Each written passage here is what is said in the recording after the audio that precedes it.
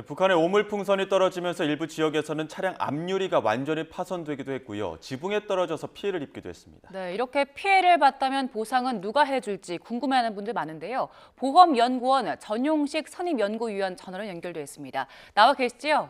네, 안녕하세요. 네, 안녕하십니까. 일단 대인 피해부터 알아보겠습니다. 일단은 다행히도 인명피해는 없는 것으로 알려졌는데 네. 만약에 이 오물풍선 때문에 사람이 피해를 본다면 이거는 보험으로 보상받을 수 있는 겁니까? 일단 손해배상일 경우에는 경제적 손해하고 비경제적 손해를 모두 배상하는데 예. 위자료 같은 손해배상은 좀 불가능해 보이고요. 근데 이제 치료비나 이런 거는 우리 실손보험이나 건강보험을 통해서 이제 받을 수 있을 것으로 생각됩니다. 예. 예, 그리고 지금 자동차에 떨어진 경우가 있었거든요. 네. 자동차 앞유리가 완전히 파손이 됐었는데 이런 경우는 어떻습니까?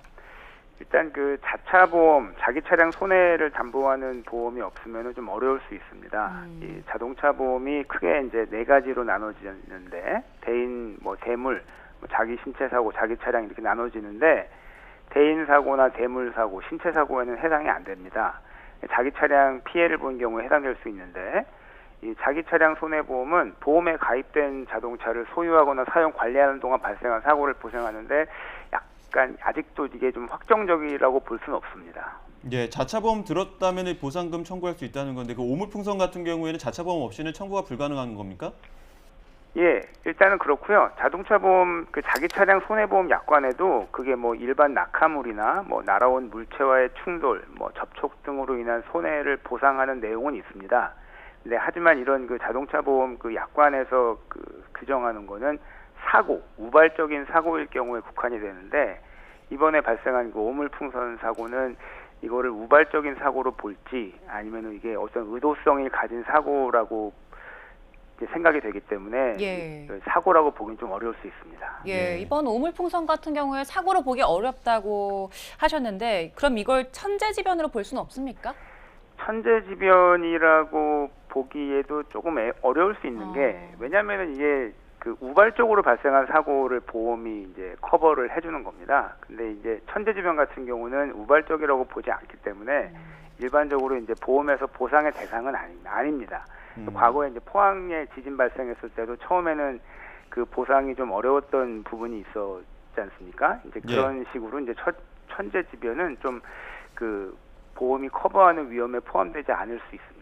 예, 제가 질문드린 이유가 이제 홍수 났을 때는 보통 이게 정부 차원에서도 일부 피해 보상을 하기도 하지 않습니까? 네네. 이번 사례는 비슷하게 정부 차원이든 보상할 수 있는 방법은 없는 겁니까? 모색을 해봐야 될 겁니다. 이제 홍수 같은 경우에도 이제 다른 나라는 안 해주는 경우도 있습니다. 예. 이제 우리나라 경우에도 이제 사례에 따라서 이제 보상이 되는 경우가 있는 거고요. 예를 들어서 이제 본인이 주차를 어디에 해놨냐, 하천이 범람하는 지역에 일부러 주차를 해놨냐, 이제 이런 것들을 따져서 또 볼 수가 있거든요. 예. 그러니까 이제 우발성이라든지 또 본인 과실 등을 종합적으로 판단해서 이제 홍수 같은 경우에도 이제 보상 여부가 결정이 됩니다.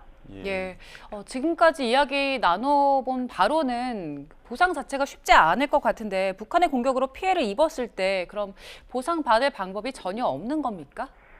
이런 사례와 같은 전례가 없기 때문에 이 보험에서 이 북한의 공격이라는 위험을 어느 정도 담보하는지에 대해서 지금 논의된 바가 없지 않습니까?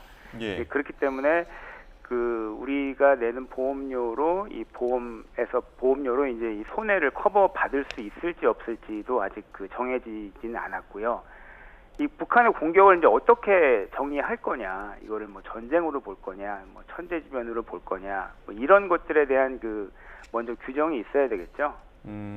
그럼 이제 본인이든 보험에 따라서 달라질 수 있다 이렇게 봐야 되는 겁니까? 이런 상황에 대해서 정확하게 대응할 수 있는 보험 약관 같은 거는 없겠지만 또 피해 정도나 여부에 따라서는 본인이 든 보험에 따라서는 보험 처리를 할 수 있는 건 있지 않습니까? 예, 그런 것들을 이제 보험 약관을 담당하는 주무부처에서 좀 논의가 이루어지고 이제 어느 정도까지 이제 보상이 될 수 있는지가 결정이 되면 피해를 입으신 분들이 가입한 보험에 따라서 조금씩 보상 정도의 차이는 있겠지만 가능한 부분도 있을 걸로 이제 생각이 됩니다. 예, 알겠습니다. 여기까지 듣도록 하겠습니다. 지금까지 보험연구원 전용식 선임연구위원과 함께했습니다.